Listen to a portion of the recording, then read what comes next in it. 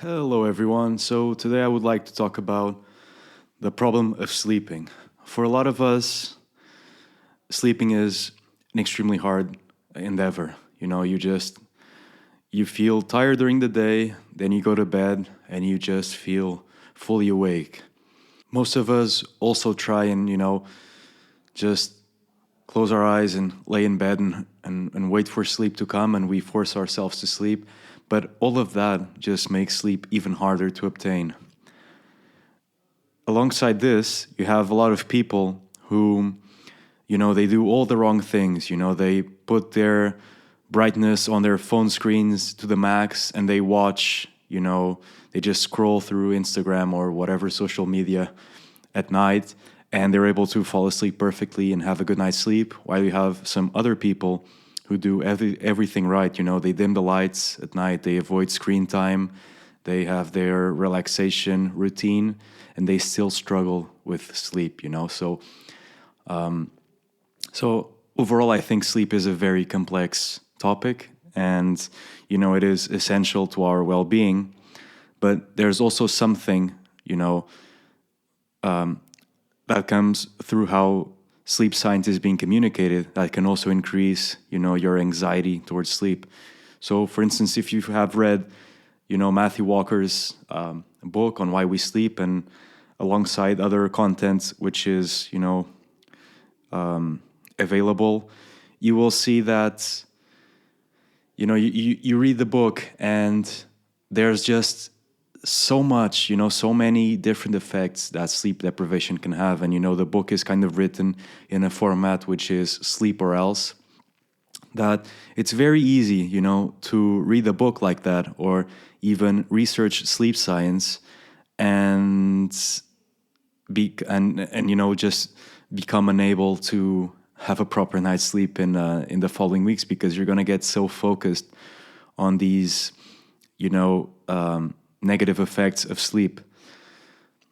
But that's something which cannot be contested, which is that sleep in itself is vital. It's very important. It has a lot of different functions, different physiological functions. But at the same time, I think we need to be careful in how we present some findings, and in how we can just become too obsessed with certain metrics and effects of sleep deprivation. Because overall, of course, there are very consistent results on how sleep impacts our mental and physical well-being, but of course there is variation. Biology is variation, so there is, of course, also that root which is important to keep in mind.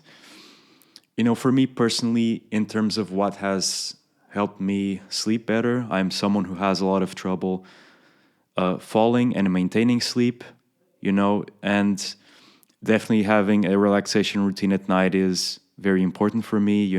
This is a time where I just meditate or read a book, journal, writing down what my worries, and that has been helpful. Definitely trying to avoid very stimulating activities and avoiding screen time. Although, of course, I don't comply with this every day. It's social media is kind of it's very addictive, and it's hard to sometimes set time apart. But I think at least something that helps me is having a conscious intention towards doing these sort of routines. So kind of reminding yourself why you're doing this, that you're doing this for your own well-being. And so that has been, helpful overall. Exercising is also, something that I have used to improve my sleep. I try to work out early on in the day, and I avoid doing, intensive exercise later on. This is fairly well known, right? We don't want to spike our body temperature later on in the day, because this is going to affect melatonin release. And so, of course, even for this, there are differences, right? I have a lot of friends who play football, and normally the games, the matches are at night, and they will still be able to fall asleep rather quickly. So it's of course there's variation. For me, if I play an intensive sport or do an intensive exercise later on in the day, for me it's just going to be impossible to fall asleep quickly. So I think a message that is important to pass on is that there's a lot of customization and adaptations that are important to take, overall, and it's just a matter of understanding what works for you, right? Because it's like, I remember when I was having sleep issues and I got a recommendation to try a Valerian Root, which is a supplement for sleep. And, it did absolutely nothing for me. Just I took it like the maximum dose that they were selling these kinds of supplements, and it just did absolutely nothing. And for some people that I know, they maybe take half the dose that I did, and they just fall asleep immediately, and they feel the relaxation and sedation from it.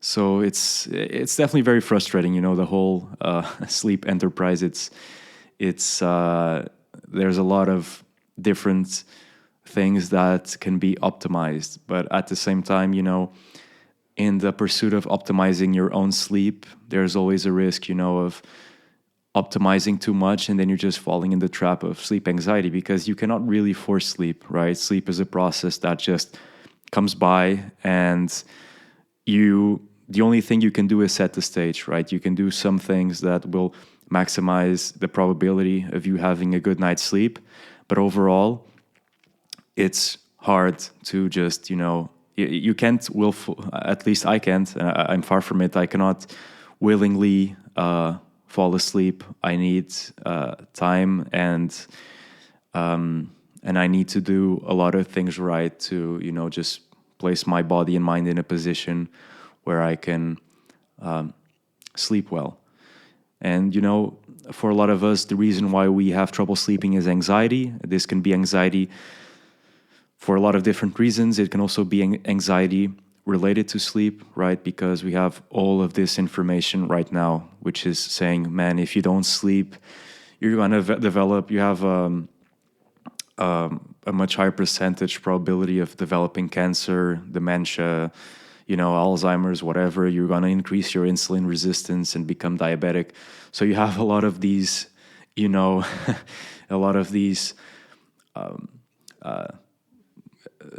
a lot of these messages around sleep, which definitely make it harder for us to, have a good night's sleep, because you're kind of becoming so focused around and obsessing around sleep.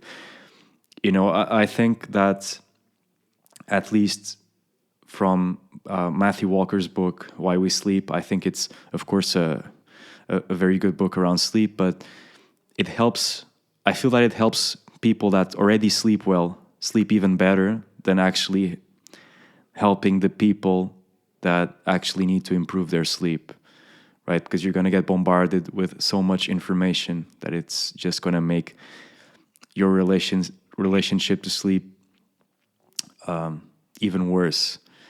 And we also have a lot of, tracking devices these days. You have the Oura Ring, you have Whoop, and, Apple Watch, whatever. You have a lot of different tracking systems to measure sleep. And I think this also, for some people, this might not be the best way to go around sleep, because, if you have an obsessive personality, you're just going to be focusing a lot on sleep. You're going to see, how you're going to see the data of how you slept last night, and imagine that you're actually feeling all right. You feel that you had a decent night of sleep, and then you go and look at the data and you figure out that, oh man, actually this night was pretty bad according to this device, and it's just going to shift your whole perception. Because, of course, there are objective markers to sleep, right? But sleep perception is also very important, and you have these conditions such as paradoxical insomnia, where the person, believes that he hasn't slept anything at night or barely anything, but actually, when you look at the brain activity, that person actually exhibited normal sleep patterns. So, perception of how you sleep is also something important. And then, of course, there's also an error rate to these devices. Some are better than others, but that error rate, especially if you're someone who worries a lot about sleep, might actually underestimate the amount of sleep that you actually had. And if you take that data as being absolutely true, that's just going to cause some challenges as well. It's just going to probably increase your anxiety loop. And this is why there's this term, right, for anxiety over sleep tracking, which is orthosomnia. So, there's this, as technology evolves, as we shift forwards, there's, these new outlets for our anxiety to attach to and, just grow. I think overall, and this is very well represented in the literature, there's one of the best ways to improve your sleep quality if you're experiencing insomnia is, and especially when it comes to changing your relationship to sleep, is cognitive behavioral therapy for insomnia, CBT-I. That's definitely something to try it out. I think for me, something that has also helped has been, doing exposure-like therapy for sleep anxiety. So, if you are very obsessive or focused on your sleep quality, and once you hit the bed, you're just thinking, oh man, I'm just going to stay awake all night, and then I'm going to wake up tomorrow feeling tired. I'm not going to be able to have a productive day. My mental health is going to decline.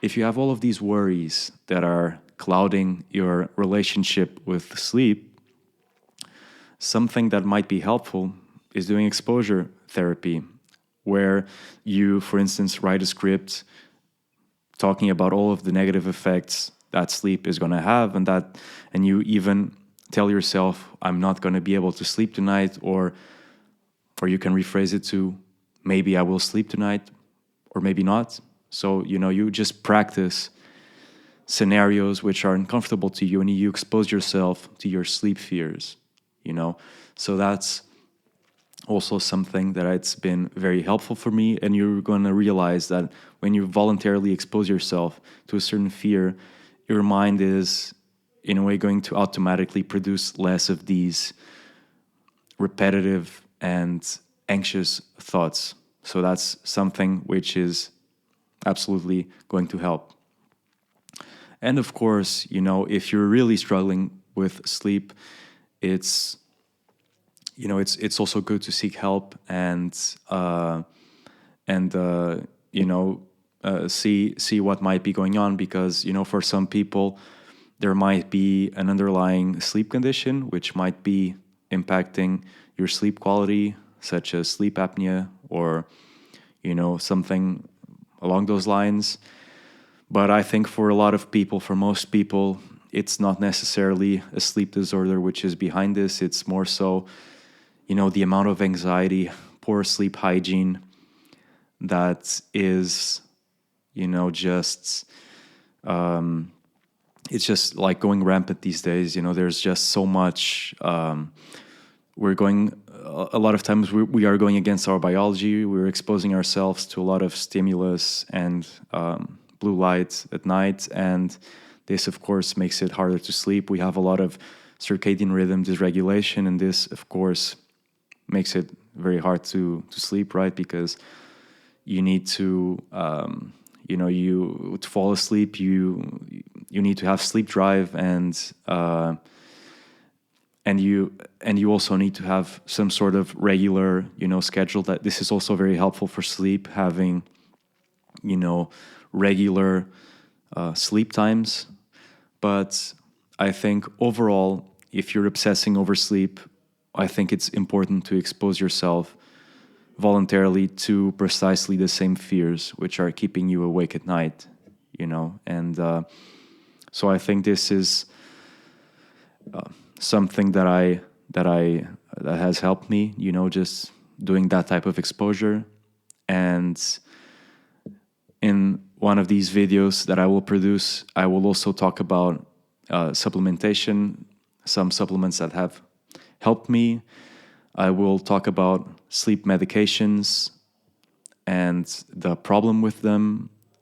And so I hope you have enjoyed this video, and I will be here and produce more content for you guys. Thank you.